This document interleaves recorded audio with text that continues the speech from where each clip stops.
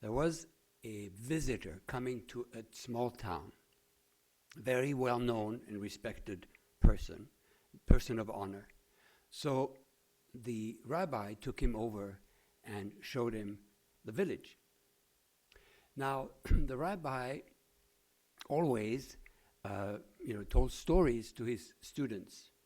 And one day, one of his students had enough courage to go up to him and to say, "Rabbi, how is it possible that in a conversation you come with the best possible story to illustrate your point?" And the rabbi said, "Let me tell you a story." Now, the story is this noble person comes around and he notices targets around trees, and right in the middle of the target is an arrow. So the nobleman says, "Well, you must have an excellent marksman here." And the rabbi says, "No, not really. He's the fool of the village." The mayor, The mayor says, "He's the fool of the village." "The fool?" He says, "Yes. You see what he does? He goes around with bow and arrow, shoots an arrow, then he takes paint and a brush, and he paints the arrow." So then the rabbi says to his students, "It's not that I come up with the best illustration for the point we're making." He says, "I bring the whole conversation so I get a chance to tell you the story." So stories have influenced us since the early beginning. If someone could come down and reopen this frame, because I can't see my my slides. This is, so I don't have to turn. What is it? See, this comes big. Remember, she made it big? What are you, W&L professors? Isn't that there? Never mind. Maximize, here. Oh, well done. Sorry about that. So, we start very early on in our lives, whether Bible or whether, like in the Bible, you have stories. We remember biblical stories. Now, could Cain and Abel be the story about jealousy? All these stories had a moral element, and that we've received since a very early age. Now, if you go on with fables, again, each of these stories had a moral element. Stories is so much part of our lives since the early beginning.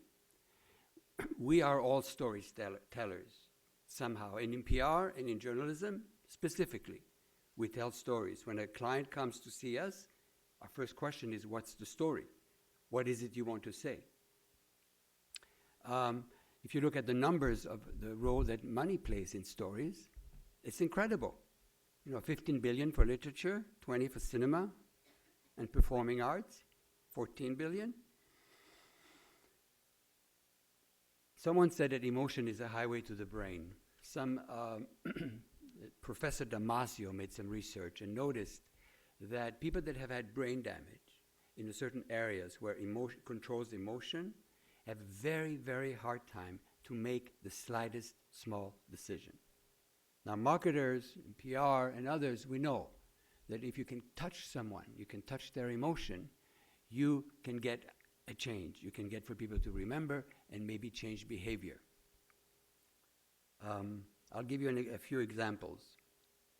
There's the story of a little blind boy who was waiting, on the street with a piece of cardboard, and it written on the cardboard, "Blind, I'm blind, please help." And no one was giving any money. And a woman came by and looked at the boy and asked him if she could write something on his cardboard. And he said yes. So she turned around, she wrote something, and then she left. And suddenly money started coming, more and more. And the boy couldn't believe it. And 2 hours later she came back, and he said, "What did you write?" He recognized her steps. He said, "She said the same thing, but different way." "What did she write?" "It's a beautiful day, and I can't see it." We remember, do you know Ernest Hemingway's 6-word story? Baby shoes for sale. Never used?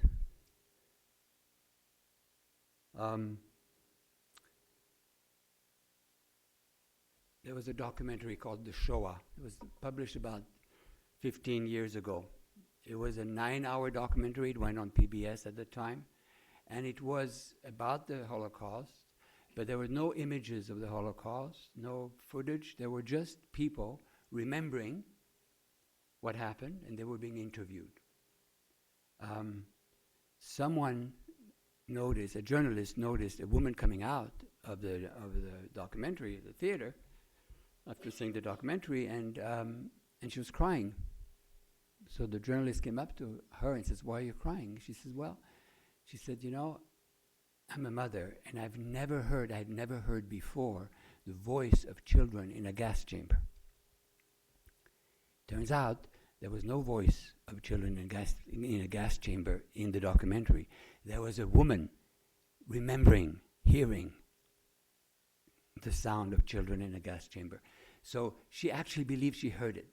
Her emotions were touched by that story, and she believed she had heard it. So the question could be, let me give you one anatomy of a good story. You can create your own, but this is the one I like. So you need a context. The second, you need, especially for an ethics story, you need a dilemma, a moment where a decision has to be made. That's the dramatic moment. And then, of course, consequences or resolutions. So now I'm going to tell you a story, a true story, and then we'll go back to this slide and see if it fits. Story is called In Search of Sugihara. Don't know if anyone has heard of Sugihara. The story was written by a very good friend of mine, my best friend, who's a professor at Boston University. Sugihara was a Japanese diplomat in Lithuania. Now, we're not quite sure what in the world he was doing in Lithuania because Japan had no relationship with Lithuania. We think possibly he could have been a spy for Japan because they were close to Russia, close to Germany. I mean, maybe he was trying to see what the Allies would. We're not sure. We still don't know. Then one day he looks out the window of the consulate and he notices people waiting in line in the mud, in the rain. So he asked someone from the consulate, "What are these?" He said, "There are people trying to get visas to Japan. What they really want to do, they want to get out of Lithuania because the Germans were coming, and Russia won't allow them in unless they have a visa for another country. So they would call transit visas. So if they have a visa for Japan, Russia will let them in." So, as a good Japanese diplomat, he checked with Tokyo. Remember, Tokyo was not on our side. The answer was no, you can't issue visas. For some reason, he did it anyway. We don't understand why, what made him do it. Was it just humanity? Was it possibly that he lived in Darwin before, that he had a Jewish girlfriend? It's possible. So he issues visas. And pretty soon, he runs out of visas. So he issues visas on consulate stationery. Then he runs out of that. So he takes plain paper. And each time he signed a visa, it was a whole family's life was saved. Because you had a visa per family, not per person. So for 3 days and 3 nights, he was issuing visas, even on tissue paper when he ran out of regular paper. And there's this image where he was falling asleep, and his collaborators would wake him up, and he would sign another one. And finally, Japan sent him out to Berlin, and he has to take the train, and he's taking the train, and he's in the train starts moving, he's still handling visas through the window. Turns out, I think the number of people that were rescued was 7,000. 7,000 people were rescued, and someone made some, calculation about how many people are living today because of those 7,000. It's close to 300,000. So, does that go with the anatomy? We do have a context. We do have a dilemma. Then the decision, the dramatic moment. and then the consequences.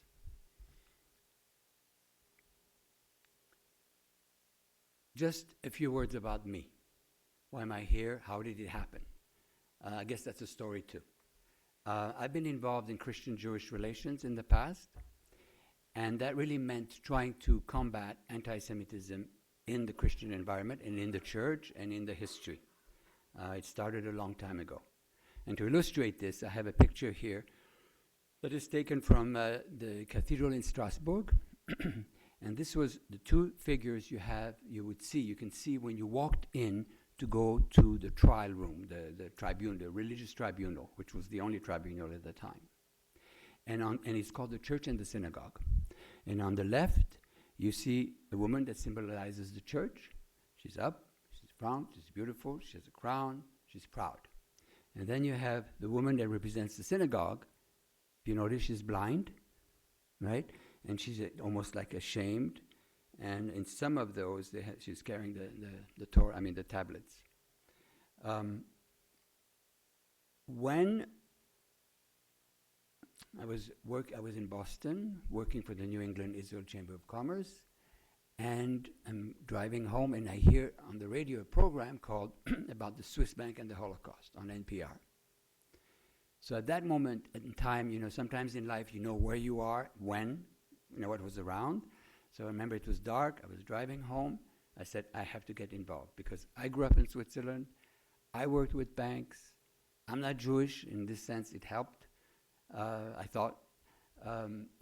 And, it's great. It's good to say you're sorry for the past. It's good to, tshuva, to repent.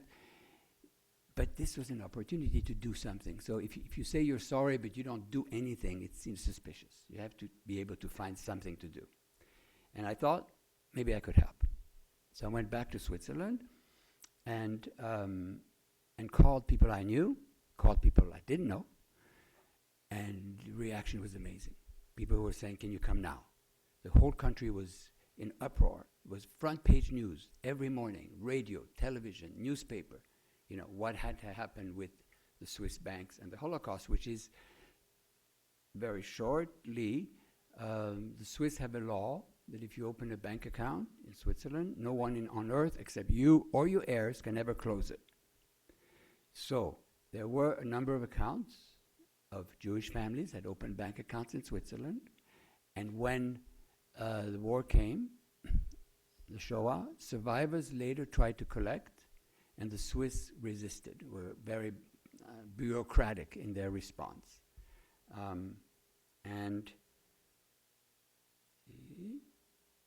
So in Switzerland, I meet this woman, Corinne Guatscheld. She worked for the government of Switzerland. She asks me to help a Jewish Swiss banker that I knew indirectly, Hans Baer. And in organizing this event, I met a gentleman, David Finn, who in Washington at a bank hearing, who was representing the Swiss government. So Rudolf Finn was representing the Swiss government. So that's my introduction to Rudolf Finn. So I worked on this Swiss account, and when it was resolved, I stayed on and became the ethics officer for the firm. I'm the first person that was named ethics officer. We've had an ethics committee since the 50s, and we're going to go into that, but I'm the first ethics person designated. And it's a great honor because I know how important it was and is for the founder.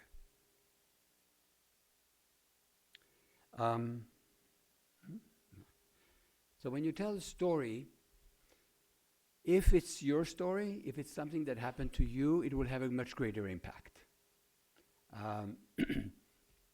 The story I have here is, you read some of my blog posts. I wrote a blog on Polanski when he was arrested in Switzerland after I don't know how many years. He was a fugitive. You know who he is? He was a fugitive of the American justice system for having done something really, really bad to a very young woman. And he pleaded guilty, and then he was afraid the judge wouldn't respect the plea, and he left. He disappeared. Continued making movies, but he was arrested in Switzerland as a service to the U.S. from Switzerland because of all the tax issues of helping Americans evade taxes. U.S. government was not too happy with Switzerland, so they said, we'll do this for you. So he was house arrest. And then the press and the media, especially Hollywood and French intelligentsia, were so much in his favor. It was, he's a great man, he's an artist, he's this, he's that, and it's been so long ago. And so I wrote about it saying I didn't think this was right. He had at least to face justice, and it has nothing to do with your artistic qualities. So someone wrote to me and said, I totally agree with you, and it's exactly what happened to me. And she gave me her story of an abusive spouse or an abusive boyfriend. And she seemed, relevant, she seemed eloquent, it seems true, and she signed it. Now, on the blog, it's going to be redone, but on the blog at the time, you could, if you had a comment, you made a comment. I would see the comment, I could approve it or not approve it, because I get all kinds of responses that are not publishable. So she signed it, I published it.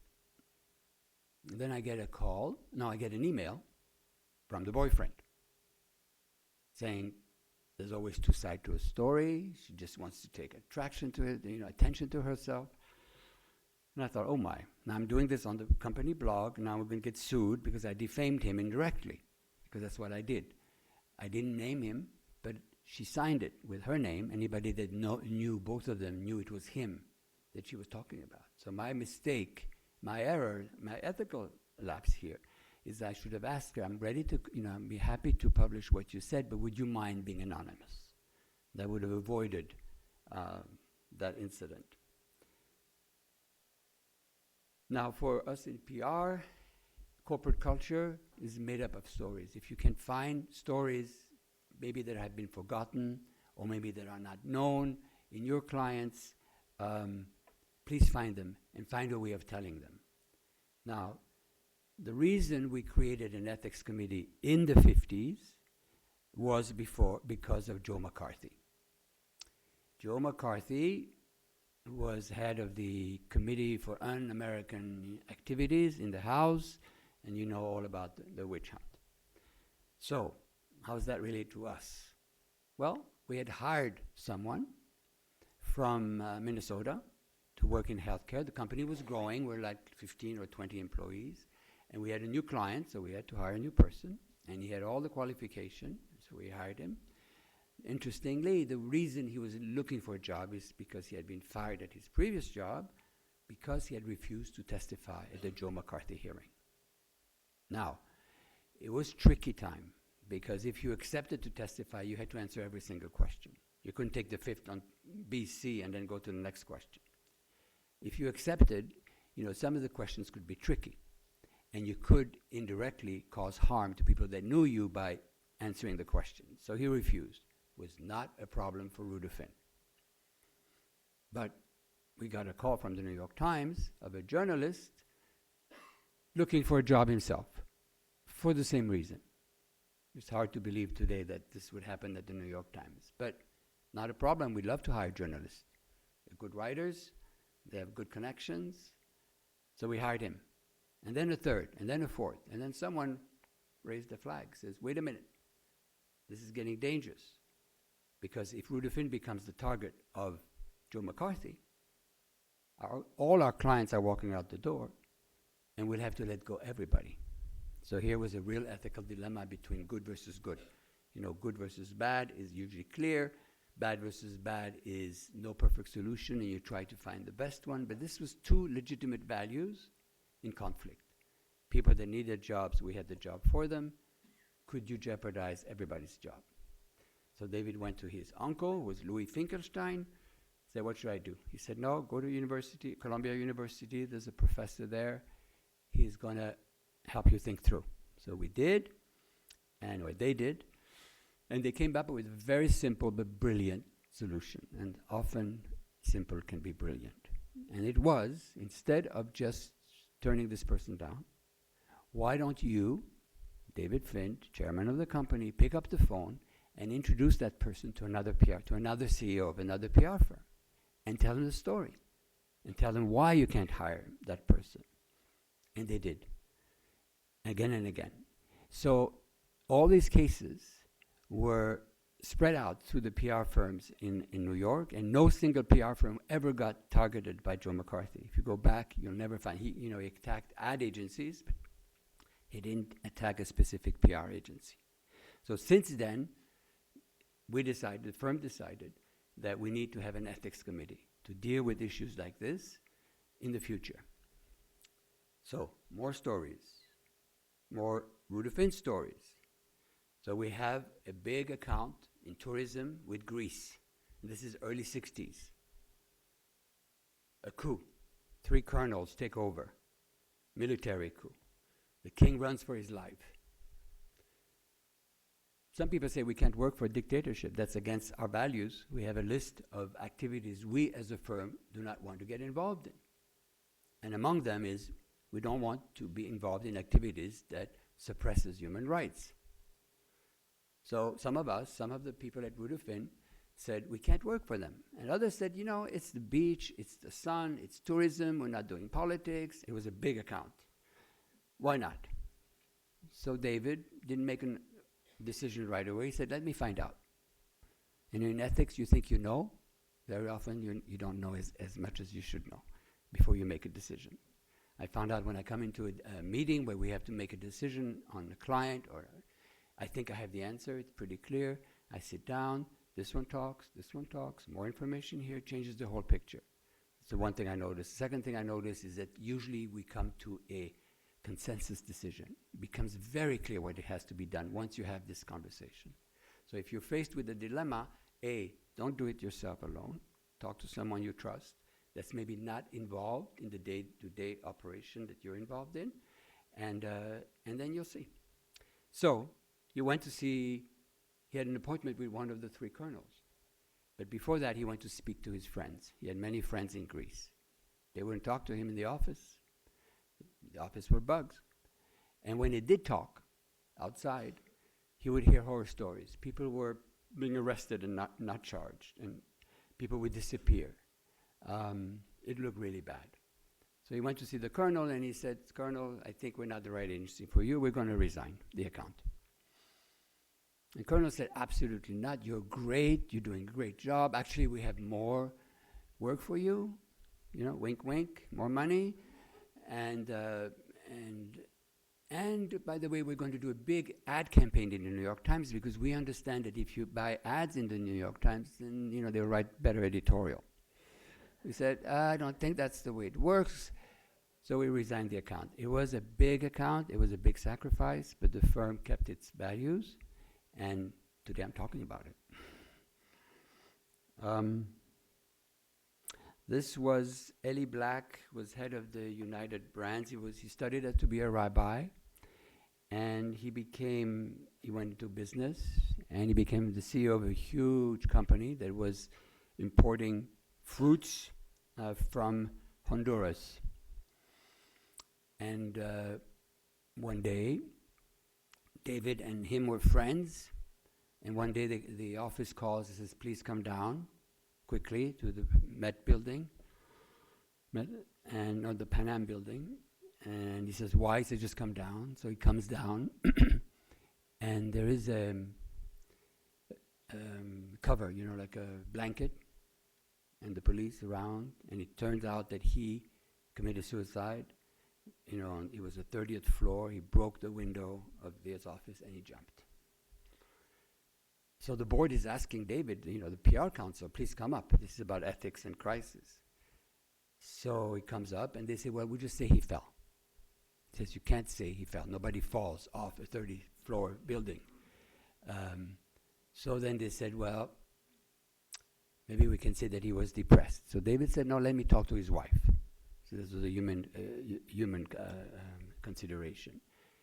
So he went to talk to his wife, and he said, listen, we're going to say that he was depressed, but you have to promise me that when the journalist calls and wants to find out why, we will be able to tell them the full story. And what was the story? The story was that the dictator in Honduras had asked for a bribe of $1 million under the table, or he was going to impose a humongous tax on export that would make the business not doable. So they said, we can't do it. He sent his best team there. The dictator wouldn't budge. So finally, he authorized the payment. And then he felt very bad. And his conscience was bothering him. He felt so bad that he committed the crime. He committed the crime and then committed suicide. So, sure enough, the Wall Street Journal called. So he said, come to the office. The journalist tells him the whole story. It was front page of the Wall Street Journal. But it said that he was a victim. It was not so much a bribe of extortion, more than offer. He never offered the bribery. He was extorted. And it looked much better for the family.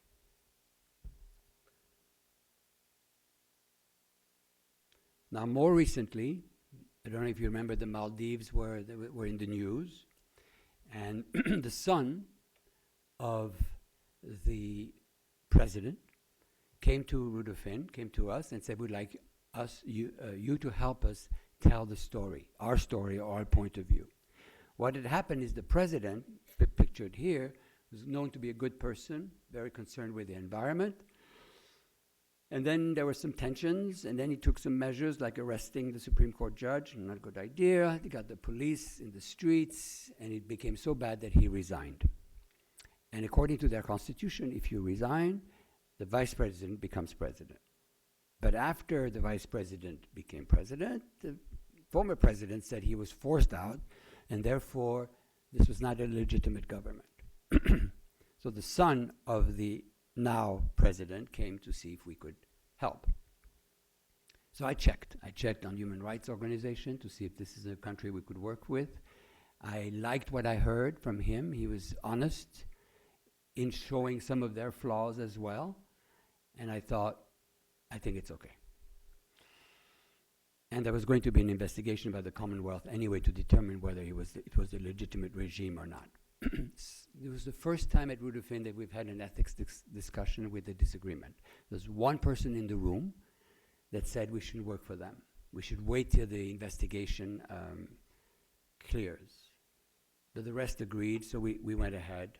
And it turns out that we were right.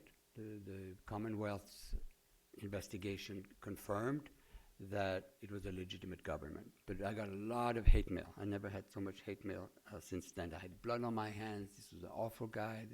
We got really in the middle of their own internal politics, so I'm not sure we would accept it next time.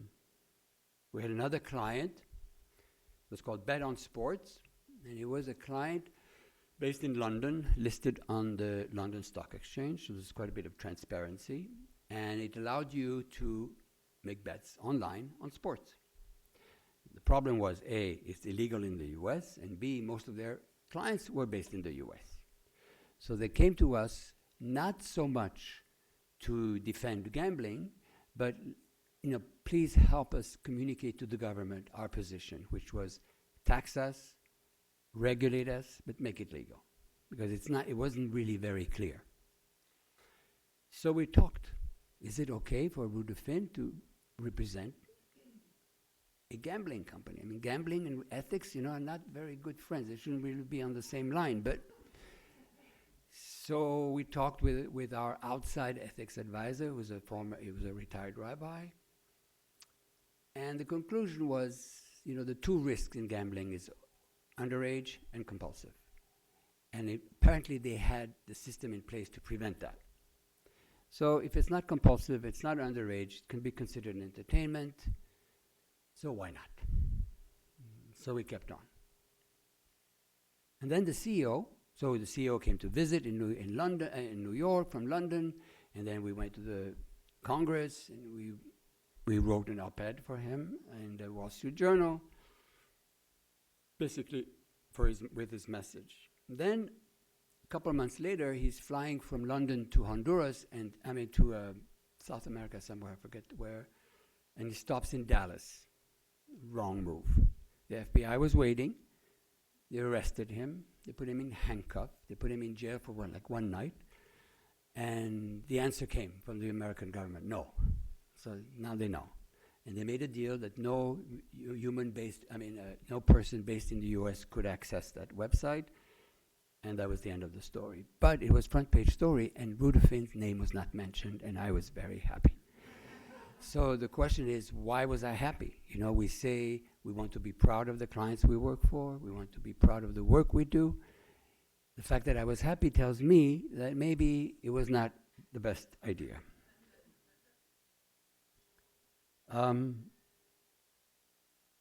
Again, a corporate story about forgiveness. We had hired a journalist from a PR publication, and he was supposed to be like in-house writer for everyone. And it was not he was getting a very good salary, but it was not working very well. We're not quite sure why. Maybe he was not trying, maybe people didn't trust him, I'm not sure. So one day, but we didn't think he was really 100% responsible, so he was staying on. And then one day he comes to Mr. Finn and says, oh, by the way, you'll see something in the media on Monday, but don't worry, it's nothing. You know, that's when the doctor says don't worry, that's when you worry. Next Monday, front page, so-and-so settles with the SEC for insiders trading. Okay? Allegedly, while he was working for another PR firm in New York, he was working on a small bank that was going to be purchased by Wells Fargo. And he called his father, they traced the call, and said, hey, Dad, you know, the small company is going to be purchased by Wells Fargo. So Dad says, thank you, son, who goes to the bank, opens a separate account, buys the stock of the small bank. The merger is announced, the price shoots up, he sells it. You know, he made it very easy for the SEC with all the red flags aligned. So the question for us is, does he stay or do we let him go? So we go around the table. This is an ethics decision. So some people say, I don't want him near me when I speak with clients. I don't trust him. Others say, you know, we want to be a company that considers ethics seriously. How can we have such a man working for us? And then came the time of David, and he said no. He said, number one, you never let someone go because it makes you look better. Two, he said he's under a lot of pressure. Why should we add to his burden now by taking away his job? You know, he had fines to pay, he had investigation to go through, he had to return all the money that was made through that operation. So he said, and then finally he said, what about the concept of forgiveness? So I'm thinking, wait a minute, this is a big company, global, you know, 600 employees, close to 100 million a year, and this man is the CEO, and he's talking about the concept of forgiveness. So it made me say, why? Wow, and that's why I'm here. I'm still here. And then I have another last story about the company. We had an office in Paris, but we closed it, and we made a partnership with a company called Yves Rocher. I think the women in the auditorium might know who Yves Rocher is, men most likely not, but it's a cosmetic French company. The co-founder of the firm told me the story when they started. They were working for Yves Rocher. The company is called Image 7. And when they started working for Yves Rocher, he became a big client of theirs. He became a third of their budget, a third of their largest client of their business. So one day they discovered that the client had sold them a lie, and they, not knowing it was a lie, had sold the lie to the media.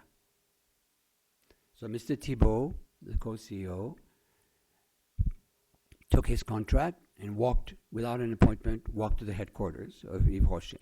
He walked up to the central office, walked into his office, and he said, Yves, you lied to me. And the guy says, no, I didn't. He says, Yves, you lied to me, second time. He says, no, third time. Finally he says, yes, okay, I did. But we had to. He said, you had to? He takes the contract, he tears it apart, and he walks out.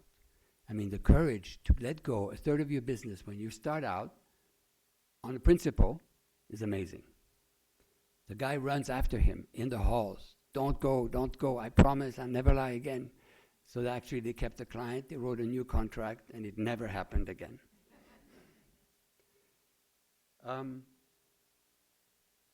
Now I have a couple of value-based stories.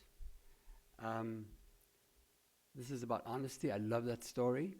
And it's about a CEO that's getting old, an owner of a company, and he decides that he's going to retire next year, and it's time for him to select who is going to succeed him.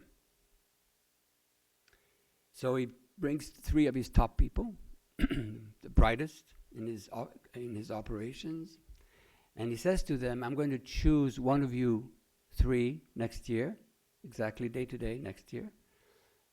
But right now I'm giving each one of you a plant, and I want to see what you do with the plant, and that will make my decision. Okay, unusual. So they go home and start taking care of that plant. And one guy, Jimmy, is really, really desperate. Nothing comes out. So he says, maybe I put too much water, more water. The other one says, maybe it's not enough sun, so put it near the sun. Nothing. And his colleagues, his 2 colleagues, are just talking how great their plant is doing.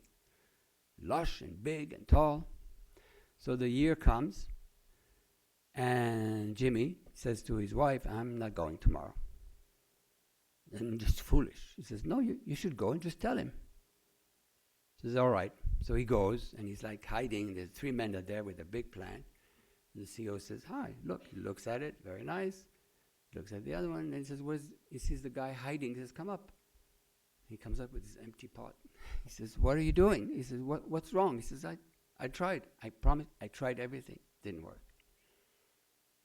So he turns around to the 2 others. He says, gentlemen, your new CEO, Jimmy. He said, you see, I gave each one of you a dead seed. You 2 went, bought a seed. You cheated. I don't want any cheaters in my company.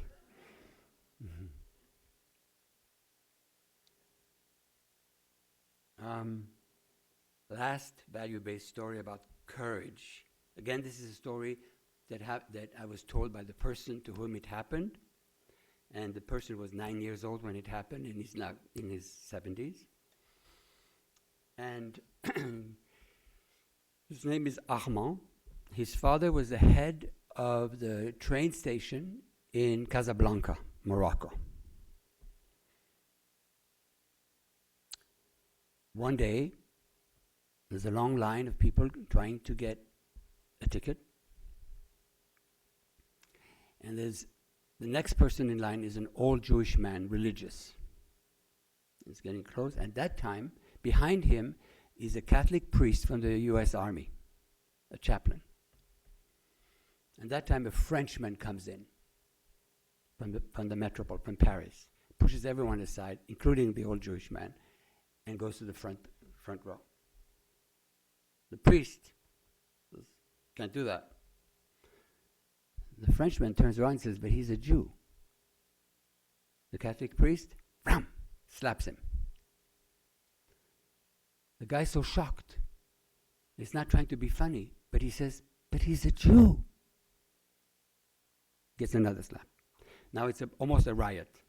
And the kid, Armand, is like behind the priest, go.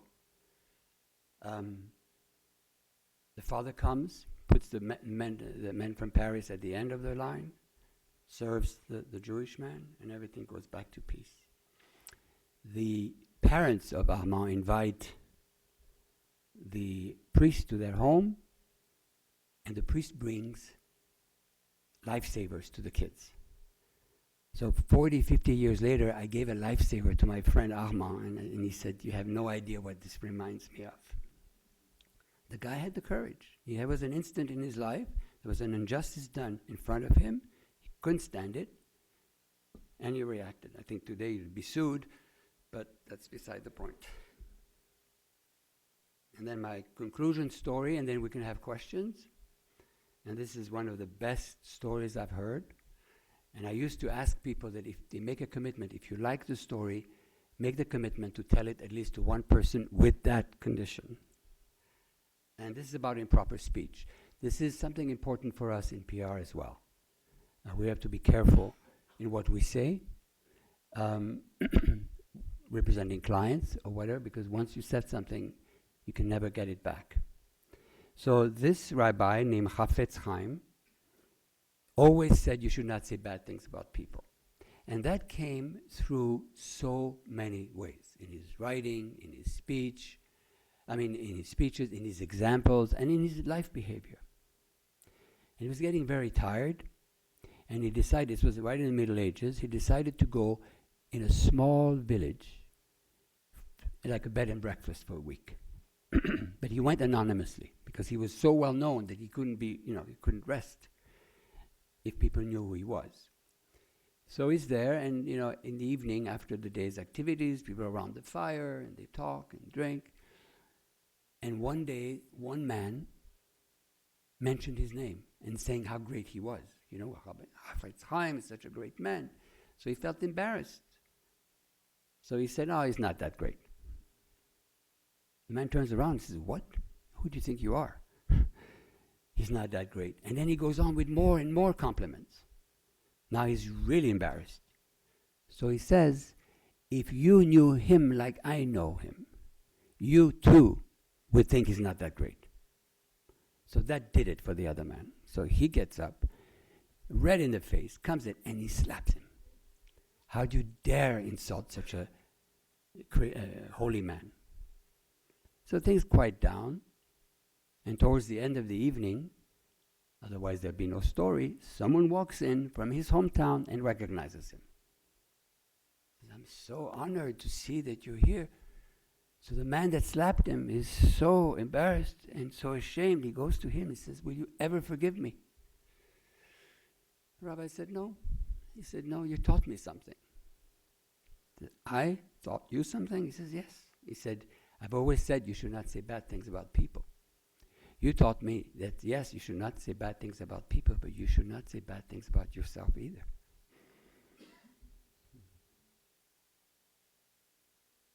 Now I have questions and more stories if you'd like.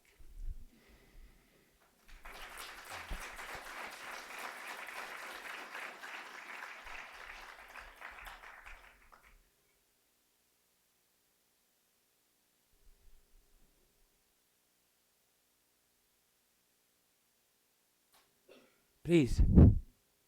Thank you.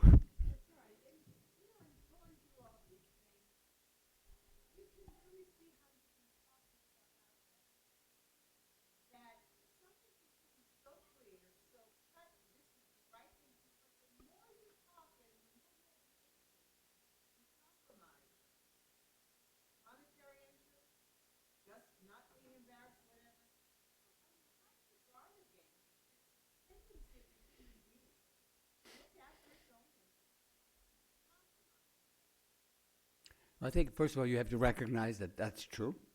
So you're already a step ahead once you're aware of that tendency that we all have.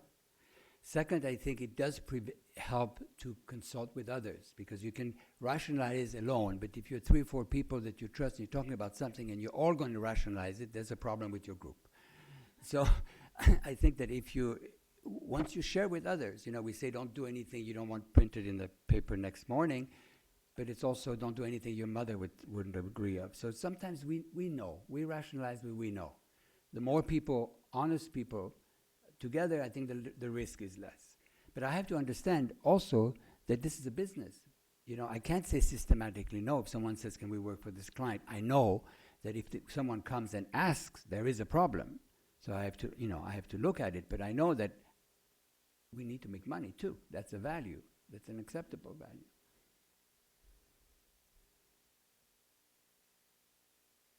Yes, sir.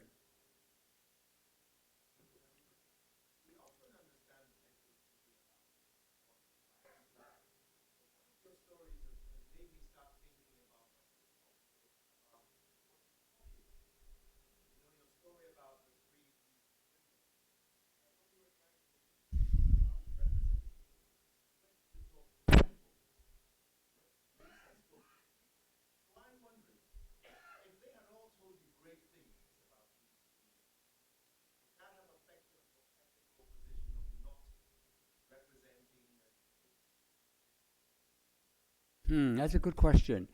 They were personal friends. So why in the world would a personal friend tell you that it's all nice and rosy in a country where it was in upheaval, and visibly you could see there was something wrong. So what I didn't mention when I spoke was there was also, at that time they used to post newspapers. People could not all afford papers, so you'd have the whole paper posted.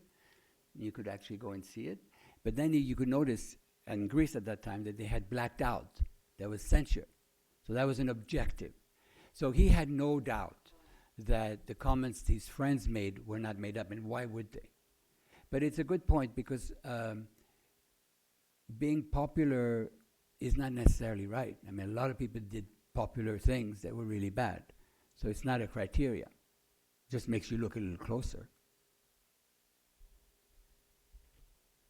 Please. In the scenario that you described where, again, with the Greek example, a situation obtains and it's something that makes the relationship untenable. You want to get out of it. But I can imagine that the legal department says, wait a minute, there's a higher reality here. We've got a contract. We cannot just simply break this. So my question to you is, do you not have a reputational interest here? And is that something that you work into your contracts, that if the party that you have contracted with does something like what they did in Greece, you are able to break that contract without consequences from that crime? You raise a very interesting question about contracts and your word and your commitment in a contract. I don't think this issue, it does happen in PR that we let client go, and sometimes it's mutual, sometimes it's not. So that happens. I'm not sure what was in the contract, and I'm not sure if there were terms, if we're coming to an end. I'm not sure. I don't know the details. But I don't think that with a coup and a new government, and you're engaged to work with one government, there's another government comes. There's a lot of questions in this case. But contracts are commitments, and they are to be respected. So it's a balance. Sometimes you have to make a decision, or it's a bad versus bad situation. You talked about forgiveness as being one of your principles. So would you take on a client who had done something bad and was now rehabilitated find that forgiveness? Say if Brian Williams came to you and wanted to try to rehabilitate his image with your help, would that be something that you would do with a company to help people find that forgiveness, or do you try to distance yourself? It'll be easier to distance ourselves, but let's be also true and also fair. We all make mistakes, and if the mistake was like an accident and not endemic and not part of the culture, and the company or the person really wants to make amends and change things, why not? We represented the Swiss government on the shore and the banks, and there was some objections in the firm because they said we don't want to work for for Nazi Swiss bankers. So every Swiss was not a banker, and every banker was not pro-Nazi. But David's reason was Switzerland has had a good relationship with America. The Jewish community in the U.S. have always had a good relationship with the Jewish community in New York. Why can't we serve as a go-between, the Swiss government and the Jewish organization? I'm not sure we would have taken the Swiss banks, but the Swiss government we felt was okay. But David doesn't like it when there's a division in the firm. So what does he do? He calls the whole staff. It's like in New York, all packed in this conference room. And instead of just speaking, he brings in Israel Singer, who was head of the World Jewish Congress, secretary of the World Jewish Congress, for him to speak to our staff why he thinks it's a good idea. There was no objections after that.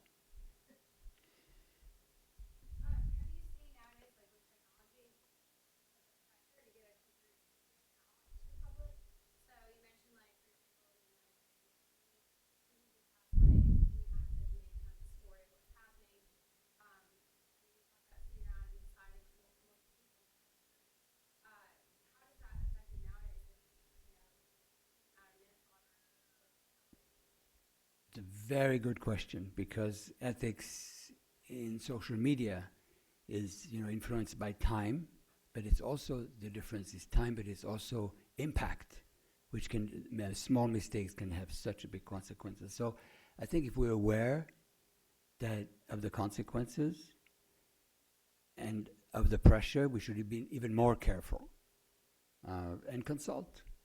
You know, sometimes you just know, and if you don't, you do mistakes, it happens.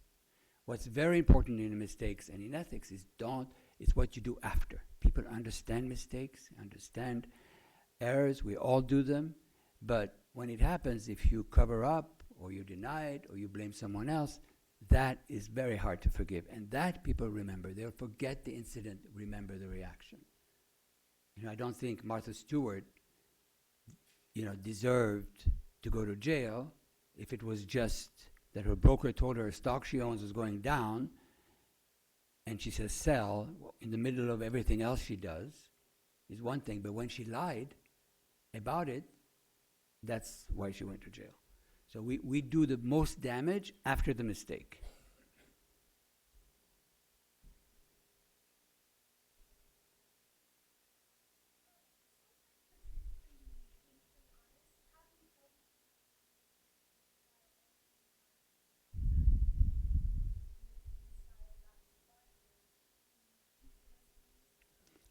That's nice. You know, compassion is a strong value.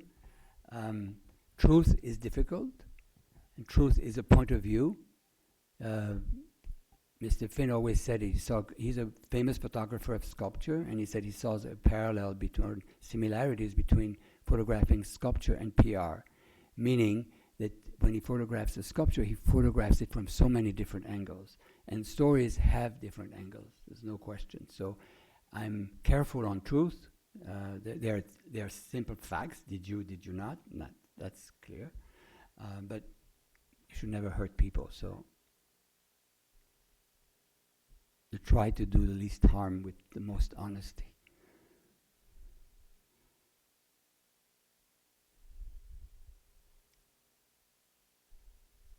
Do you think that businesses are becoming more ethical today or less ethical? Surprisingly, I think more. But I'm not sure it's the soul or the conscience. I hope it is. But I think it's the federal sentencing guidelines. It's the risks, it's the cost, and it makes sense. Honesty is the best policy. It's also the public exposure that can be instant. Some people are even more careful. So, you know, what you do when you do the right thing, if you do it just because it's right, it's a matter of conscience. But what really counts for me is that you actually did the right thing and other people will benefit. I have another story of a king. My grandmother told me the story of a king that was sad. So his entourage told him, it's not good. People are worried about you. They're worried about the economy. They're worried about war. Why is the king sad? Is something bad going to happen? But the king said, I'm sad. So he said, okay, we got a solution. We're going to make a mask of your face, smiling. And you're going to put the mask, and you're going to go twice a day in the capital and walk up and down the streets. The king said, I can do that. So he went and smiled, twice a day, up and down. People would say, look, the king is smiling. Maybe it's not that bad. Maybe the economy is not going to crash. Maybe we're not going to be invaded. And the whole morale of the country was back up. And after like 3 weeks, finally the king removed his mask. And lo and behold, behind the mask, he was smiling. So if you do the right thing, even if it's for the wrong reason, but you do it again and again, you'll end up by doing the right thing just because it's the right thing to do.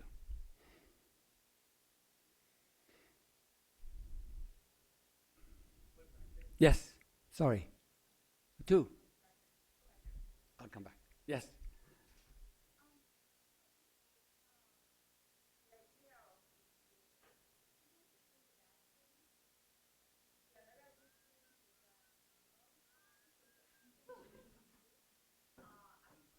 Yeah, good. Give me an example. That's it.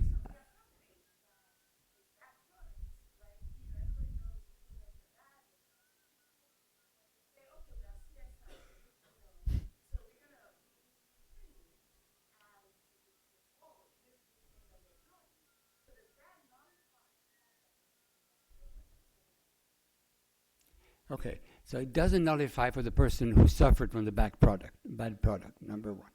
Number two, if it was an error and a mistake, they decided this was a bad product, they stop producing bad products, and from now on are producing good products. I don't think it nullifies, but it gives them a chance. But after all, if you do something bad, you change, you stop doing what's bad, and you do good. What more can you ask?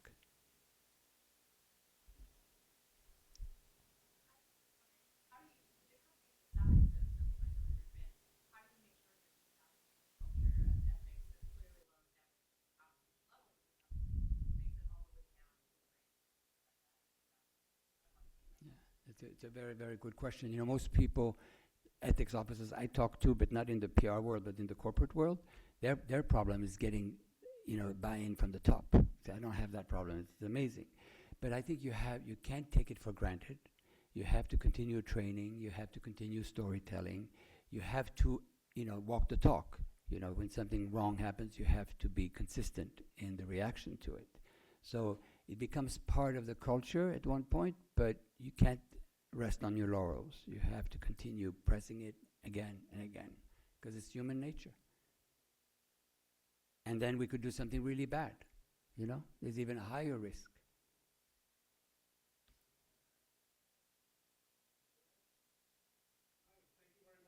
My pleasure.